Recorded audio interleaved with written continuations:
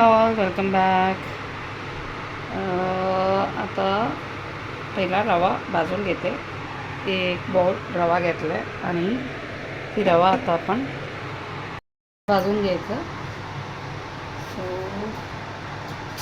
थोडंसं brown golden brown येईपर्यंत रवा भाजून घ्यायचा.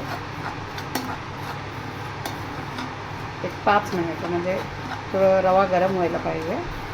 बारीक रवा आहे, तो लवकर भाजून होईल. आणि कढाई पण तापलं आहे, त्यामुळे सिमवर ठेवलं आहे, करपवायचं नाही. सो फर्स्ट त्याला मी ड्राय रोस्ट करते. तेल बिल नाही आहे, ड्राय रोस्ट करायचा. ड्राय रोस्ट करून घ्यायचं पहिला.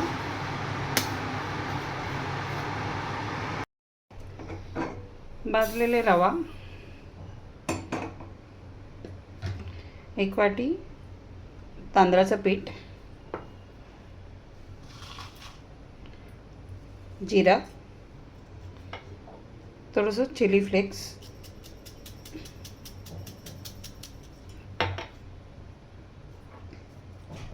थोडंसं काळी मिरी पावडर, मग याच्यात जाईल आता बारीक कापलेले कांदा, अद्रक आणि कोथिंबीर.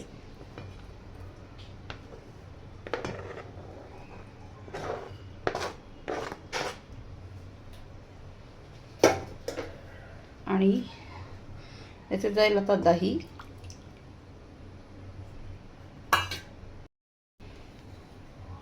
चवीपुरतं मीठ. आता हे मिश्रण सगळं एकत्र करून घ्यायचं. पहिला दही टाकलेले, दही बरोबर त्याला चांगलं वरखाली मिक्स करून घ्यायचं, चांगलं ढवळून घ्यायचे. आणि मग चांगलं मिक्स करून घ्यायचं.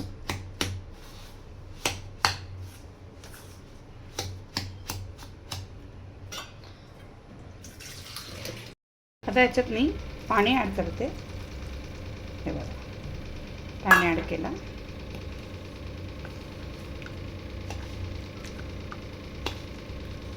जास्त पातळ पण नाही, जास्त घट्ट पण नाही. आणि पहिला हे रवा पूर्ण भिजेल तेवढं पाणी टाकायचं आणि चांगलं मिक्स करून घ्यायचं.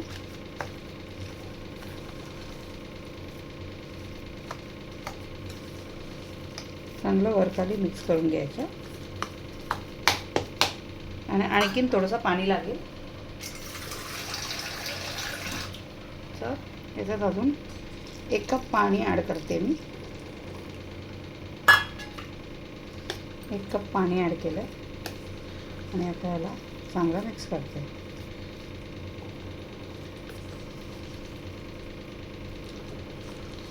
हे बघा,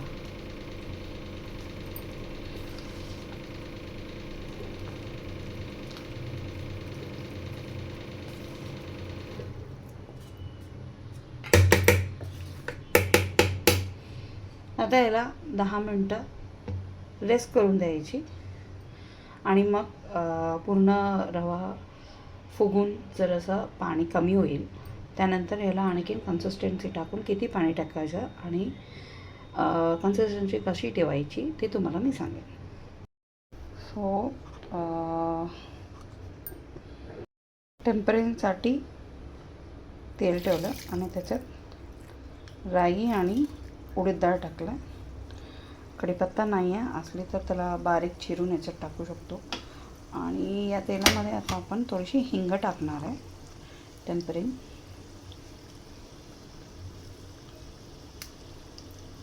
हिंग टाकलं आहे.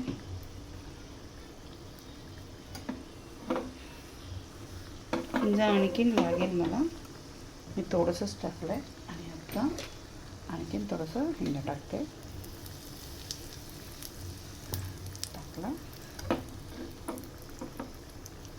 याच्यात राई, उडीद डाळ आणि हिंगाचा तडका रेडी केला आहे.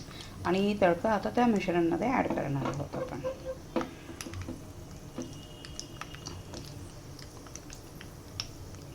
फ्रायच्या फुटायचं साऊंड येतं तळताना.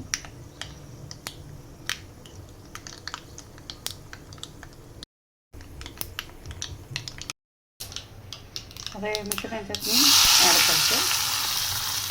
ॲड केलं.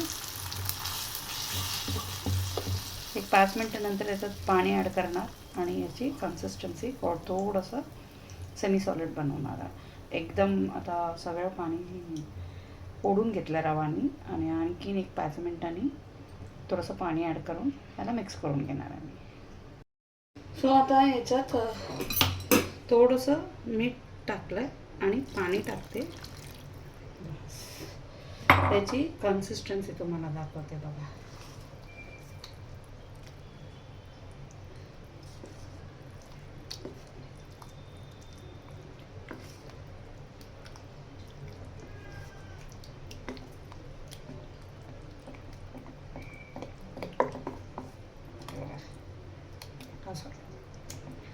आता आपण इडलीचा कन्सिस्टन्सी कसा असतो त्या ह्याच्यात ठेवायचं.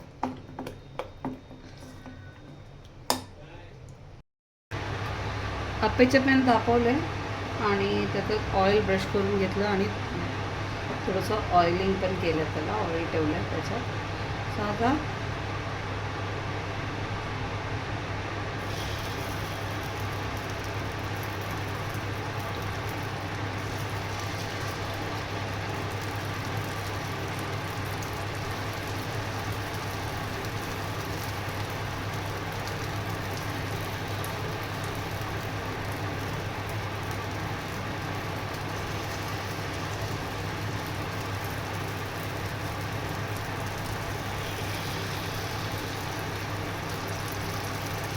खूप पेशन्सली तळावं लागेल.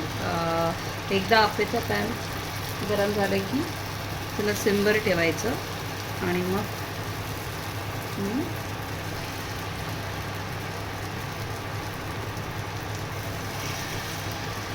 आणि याच्यात व्हेजिटेबल्ससुद्धा तुम्ही ॲड करू शकतो. पण आता मी काय व्हेजिटेबल नाही ॲड केलं, फक्त अनियन्स ॲड केलं, कांदा फक्त चिरून त्याच्यात ॲड केला. याच्यात तुम्ही गाजर बारीक कापून आणि शिमला मिरची सगळं आणि कॉर्न असतं तर थोडंसं कॉर्न शिजवून पण टाकू शकतो. असंही तुम्ही त्याच्यात करू शकतो. व्हेजिटेबल पनियारम मी फक्त आता रवा पनियारम करते. थोडंसं ऑइल ब्रश करून घेते साईडने.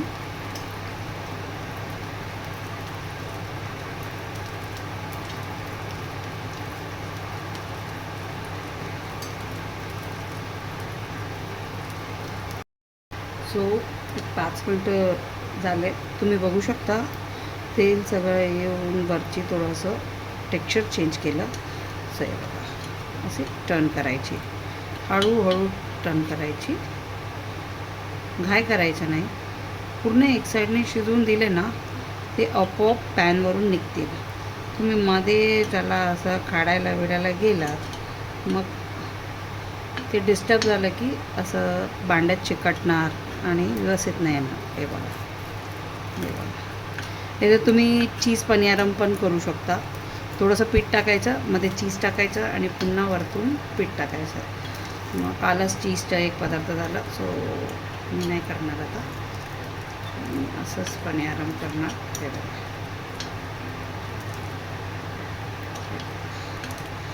एक साईड शिजले की मस्त. याला आपण डोसा पण टाकू शकतो, तव्यावर मस्त येईल डोसा पण.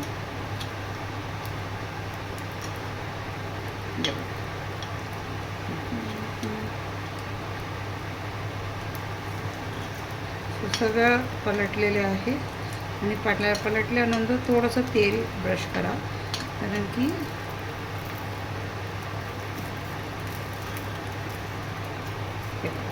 मी आता थोडं तेल ब्रश करून घेते. हो, एक राहिला समजा. वाव, बस थोडं तेल ब्रश करते.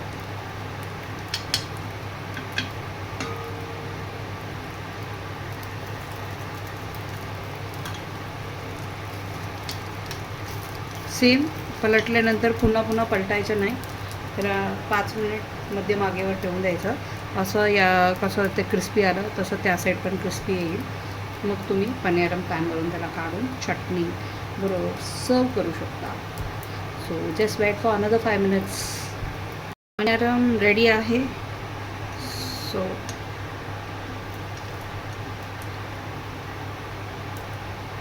सो क्रिस्पी आणि गोल्डन ब्राऊनला आला आहे.